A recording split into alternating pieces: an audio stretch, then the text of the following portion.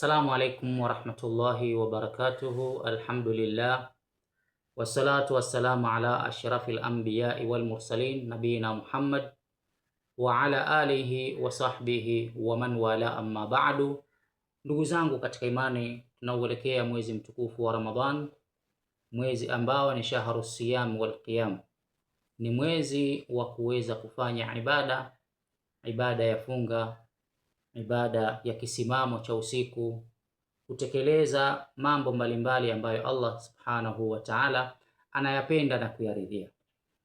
Amepokea riwaya ya sahaba mtukufu Abu Hurairata radhiyallahu anhu ya kwamba Mtume Muhammad alayhi salatu wassalam amesema, idha jaa ramadhanu futihat abwabul janna wa ghuliqat abwabun nar wa suffidat shayatin. Hadithu hii ni muttafaqun alayhi. Mtume sallallahu alayhi wasallam anasema pindi inapokuja Ramadhan, basi hufunguliwa milango ya pepo, wa ghuliqat abwabun nar, na vile vile hufungwa milango ya moto, wa suffidat shayatinu, na mashaitani hutiwa minyororo, kwa maana nao hufungwa vile vile.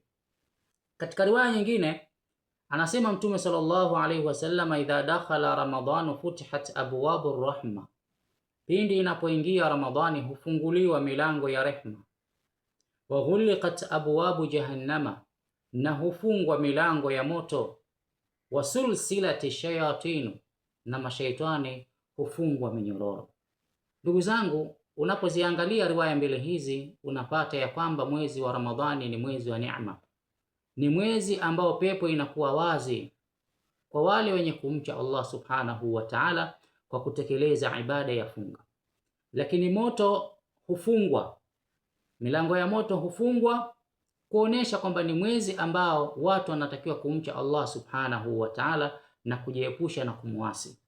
Lakini vile vile mashaitani nao hutiwa minyororo, ambao uadui wa shaitani unajulikana.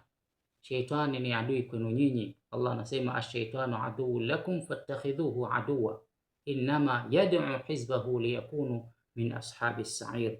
Shaitani ni adui kwenu, basi na nyinyi mchukulieni hivyo hivyo kuwa ni adui, kwani anawalingania watu wake wakawe miongoni mwa watu wa motoni. Sasa Allah subhanahu wa ta'ala kuonesha utukufu wa mwezi mtukufu wa Ramadhani, huwafunga hawa mashaitani wasije kuweza kufanya tashwishi kwa wanadamu kama vile wanavyozifanya katika masiku mengine na katika miezi mingine.